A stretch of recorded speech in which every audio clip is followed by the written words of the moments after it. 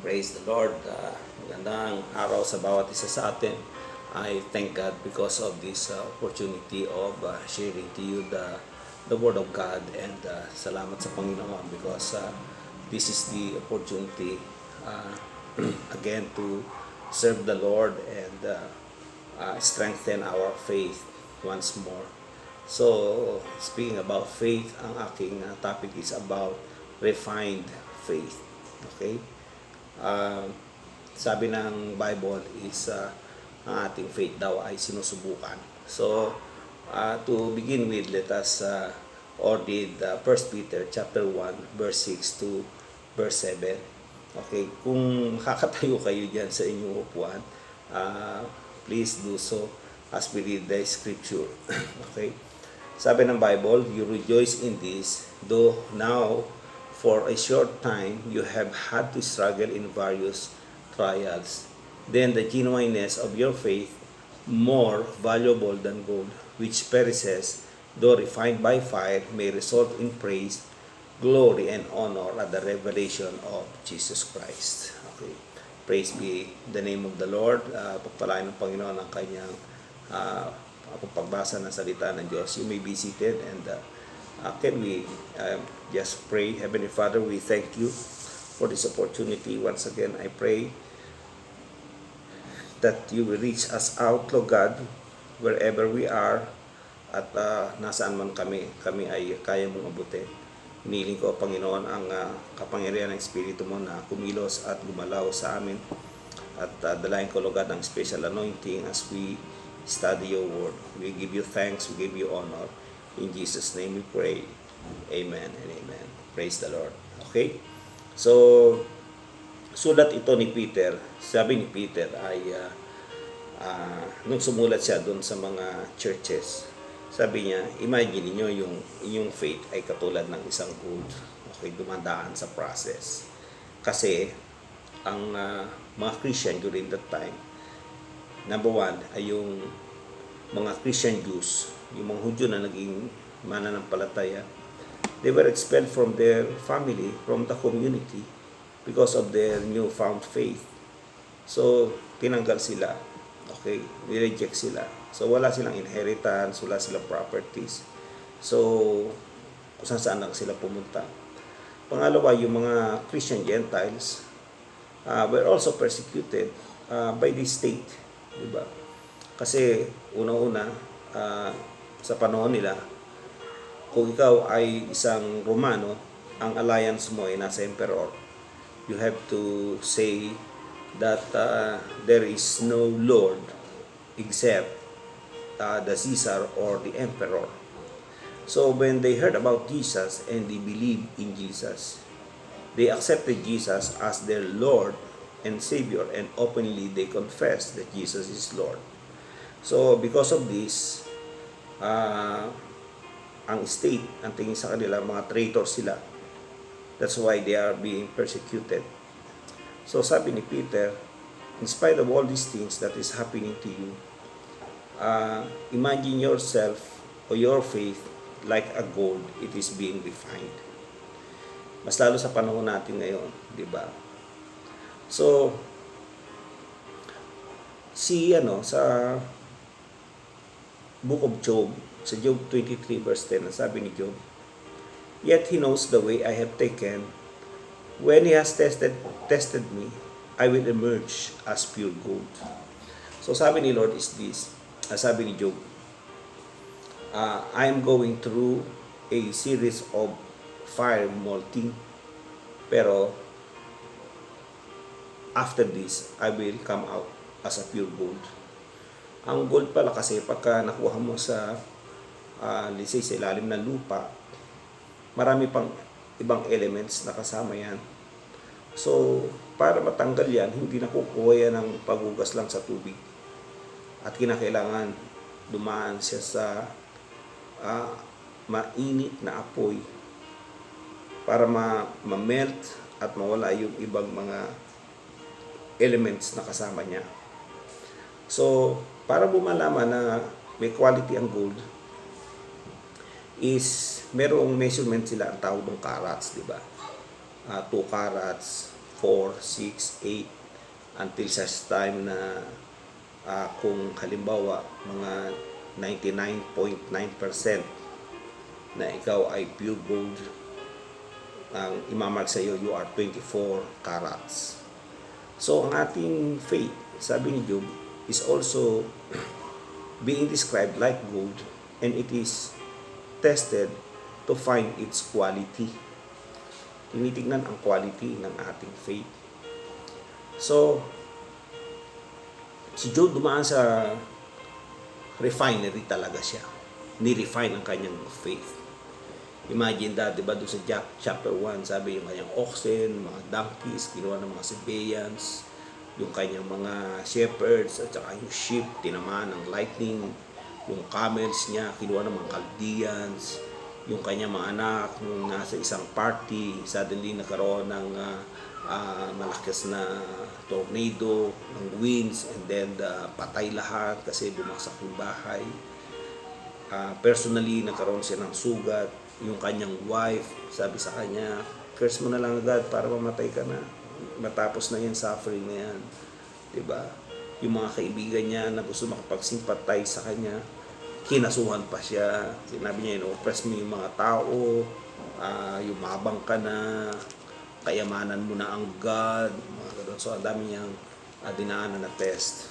And yet, ang sabi ni Job, when he was in the midst of that test, sabi niya, naked I came from my mother's womb, naked I will live this life. The Lord gives, the Lord takes away, praise the name of Yahweh.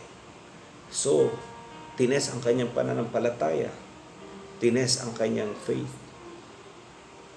dumaan sa molting process, inalis ang mga dross sa kanyang buhay, inalis yung attachment sa pera, attachment sa kayamanan, lahat ng mga attachment niya inalis sa kanya, just to find only one thing that he has, and that's his faith in God. Sabi niya, after this, I will come out a pure gold. 24K na ako. Diba? Ngayon, ang question is, sa atin, we are going through the process of molting and refinery. Ang question is, ano na quality ng faith meron ka? 2K pa ba hanggang ngayon? 4K? 12K? 16? 18? 20 or 24 na. Diba? Sino nakakalam nun? It's you and God. So, malaking test sa atin itong quarantine. Because through this, makikita natin kung ating faith is genuine or not. Makikita na natin kung sino talagang totoong Kristiyano. Diba? Dumadaan tayo sa crisis. Yung iba sa atin, walang rasyo. Yung iba sa atin, walang tinatanggap na pera. Yung iba sa atin, walang sweldo, walang kita, walang pagkain. Diba? Walang pambayad sa renta. Walang panload. Walang panggasolina. Walang lahat. And yet, nakukuha ba natin magreklamo? Sisihin natin ang gobyerno, sisihin natin yung barangay captain, di ba? Or ang gawin natin is mag-ano na lang tayo, TikTok na lang tayo para malibang natin ang sarili natin. Or do we express our faith in our prayer, in our devotion? Di ba? It is a real test para sa atin. Susubukan tayo ng Panginoon. Inalis ng God ang lahat sa atin. Ang lahat ng mga nakadikit sa ating katawan, inaalis sa ating buhay. Yung mga binubuhusan natin ng oras, inalis ni Lord. Kasi gusto ni Lord, mas marami tayong oras para sa Kanya. Ngayon, nasa bahay tayo, totoo ba talaga na we spend more time with God? Or marami pa rin tayong ginagawa sa bahay that we are not expressing our faith? So, ibig sabihin, ang ating faith is not genuine because that's not our priority. Pag-isip ba natin, inuuna natin yung noodles o yung ating paghanap sa Panginoon? That's a real question. Secondly is this. Ang sabi doon sa sa Isaiah 1:7. Sabi, if you do not stand firm in your faith, then you will not stand at all. So alam niyo, ang kwento dito is this. Si King Asa, he was a king of Judah. Meron dalawang hari, yung king ng Israel at saka yung king ng Aram, nag-join forces sila. Kasi gusto nilang kumbinsin si King Asa na sumama sa kanila para kalabanin ang Assyria. Pero, ang ginawa ng dalawa na to, nagbigay sila ng threat kay King Asa at i-conquer ang Jerusalem para sila ay maging captive. Ang sabi ng Bible doon sa chapter 7 verse 2, sabi, the heart of Ahaz and the hearts of his people trembled like trees of a forest, shaking in the wind. Diba? Natingnan mo yung threat sa kanya, natakot siya. Pero ang sabi niya, ni Prophet Isaiah, sabi niya, King, there is only one solution to your problem. Exercise your faith in God. Magtiwala ka. Ang sabi niya, if you do not stand firm in your faith, then you will not stand at all.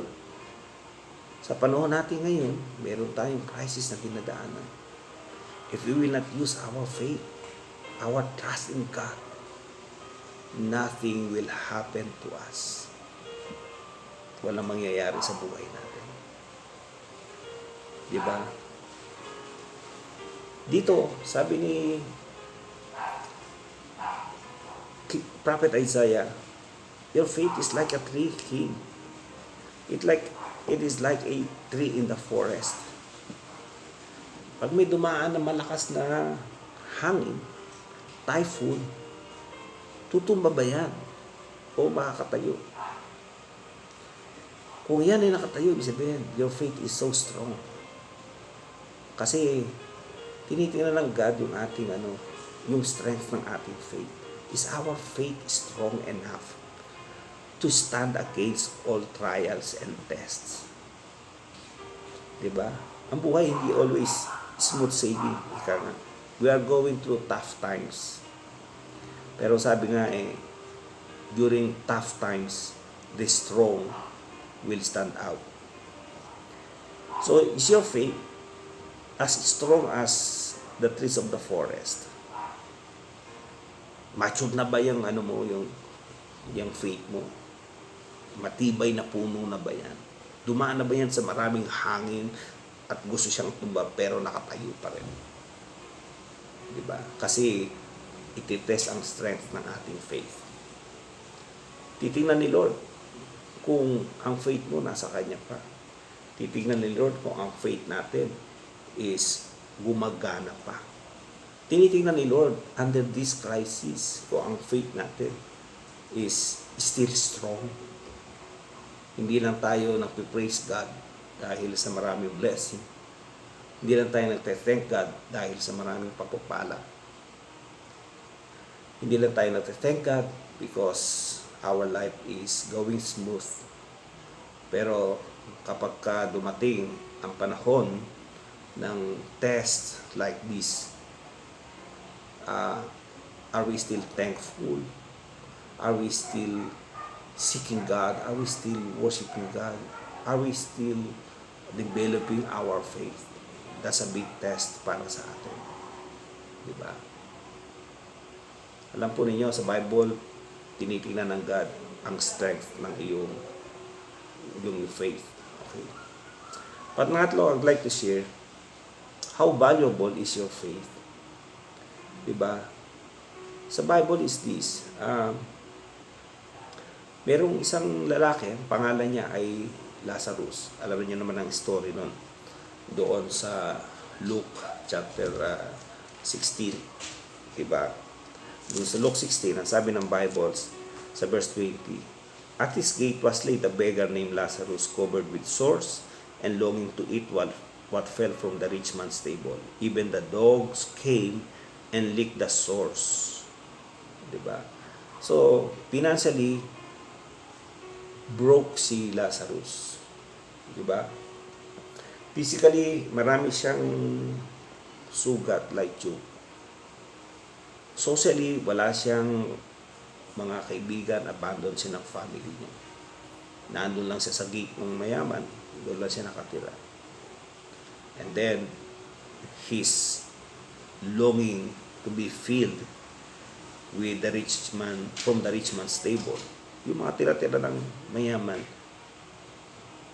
iniintay niya lang na ibaba, pero naunahan pa rin siya ng aso. Lahat ng nangyari sa buhay ni Lazarus ay nakatumba. Financially, bankrupt siya, physically, mahina siya, socially, abandoned siya. Lahat na ng uri ng buhay niya. Pero isang bagay lang ang nakatayo sa kanya. Yung kanyang pananampalataya. Yung kanyang spirituality. Hindi natutumba yung kanyang spirituality. Sabi ng Bible, nung namatay siya, sabi ni Lord, o mga angels, salubungin nyo, bigyan nyo ng grand welcome si Lazarus. Because even to the point of death, yung kanyang faith, hindi niya give up. Hindi niya inabandon ng kanyang faith. Diba? Maraming mga Kristiyanong ganyan. Pinagpapalit ang pananampalataya. Diba? Pinagpapalit ang pananampalataya sa mga bagay na naandito sa mundo. Sa season ng quarantine ito, tinatanong tayo ni Lord, are you still exercising your faith? Do you value your faith by developing a strong relationship with God? Diba? Our faith in Jesus is always tested. Sinusubukan tayo ng Panginoon. Okay. Kaya mo bang i-keep ang faith mo pagdating sa pera, pagdating sa love life? Maraming mga tao, maraming Kristiyano bumabaksak yan. Maraming mga Kristiyanong hindi pumapasa dyan kasi hindi nila nabibigyan ng importance ang kanilang pananampalataya. Diba? Nung walang trabaho, lagi doon sa church. Nung nagkatrabaho, wala nang panahon sa simbahan. Kahit tithes hindi may bigay. Diba? Noong ang edad ay umabot na line of 3 na, nagpapanik na, natutunaw na yung kanyang pananampalataya. Mas binibigyan ng halaga yung kanyang life kaysa sa kanyang service kay Lord. May makitang unbeliever, kahit unbeliever, wine-welcome sa buhay niya. So, nagiging persecutor tuloy. Nawawala sa simbahan. So, ang question is, binibigyan ba ng value ang faith mo? Si Lazarus, importante sa kanya ang faith. Sabi ng Bible doon sa Book of Hebrews, yung mga tao daw na nabuhay sa pananampalataya, umaasa sila, nabibless sila ni Lord. Pero inabutan sila ng kamatayan nila na hindi nila nakita yung blessing. And yet, hindi sila give up. Pero kapag pinapipray kay Lord, magtatampo ka ba dahil hindi binibigay ni Lord? Nagbago ang situation ng buhay mo. Magtatampo ka kay Lord kasi dumadaan ka sa crisis. Diba? Gaano kahalaga ang ating faith kay God? Pwede ba natin bigyan ng value ang ating faith? Bigyan natin ng halaga. So, ang question sa atin is, our faith is always tested. Will God find that our faith has a quality like gold. Ang ating pananampalataya will be tested at sinusubukan na nga. Meron kayang strength ito para tumayo sa kalagitnaan ng strong wind. Ang ating pananampalataya ay tinitest through sufferings, through loss, through our needs. Pero binibigyan ba natin ng value above sufferings, above the needs, ang ating faith? So, yan ang malaking question. That's why sabi ni Jesus, sabi niya, when the Son of Man comes, will He find faith on earth? Sa pagdating ba niya, may makita pa kaya siyang naniniwala at hinahawakan ang kanilang pananampalataya? Kasi alam ni Jesus, sa last days, maraming trials and tests. Maraming problema, maraming crises. Pero in the midst of all those crises, sabi ni Jesus, will He find faith? Meron kaya pa siya makita naniniwala sa Kanya at sa kalagitnaan ng crisis, hinahawakan pa rin ang kanilang pananampalataya. So ito malaking challenge sa atin because we are facing a crisis and we do not know when this will end. Pero it's another test sa atin if we can endure, because the only thing that we can stand against all these odds is when we stand in our faith. Mag-pray tayo. Lord, maraming pong salamat. I pray in the mighty name of Jesus that every one of us will be filled with the Holy Spirit and our faith will rise. Makita mo ang aming pananampalataya, pure as gold. Makita mo ang aming pananampalataya, strong as the cedar o the trees in the forest. Para mga cedar tree kami, Panginoon. And that you will find us that our faith is more valuable than anything in this world. Father, in the mighty name of Jesus, ano man ang pangailangan ng bawat isa, I pray abutin mo, O God. Ano man ang dinadaanan namin na crisis, I pray palakasin mo ang aming faith, O Lord God. Ano man ang mga dinadaanan namin na mga personal na problema, I pray in the name of Jesus that we will not give up and will continue to serve you. We will not look upon our situations and our needs, but we will look upon you, and you will be our source, you will be our protector, you will be our provider, you will be our healer in the name of Jesus. Father, we thank you. We bless you. Pagpalain mo lahat ng mga nanonood, nakikinig. Nasaan man sila, anumang oras sila nakikinig at nanonood, pagpalain mo sila, abutin mo sila lahat, Lord God. Father, I thank you, I give you glory, I give you praise. This is our prayer in Jesus' name. Amen. Amen. Thank you very much.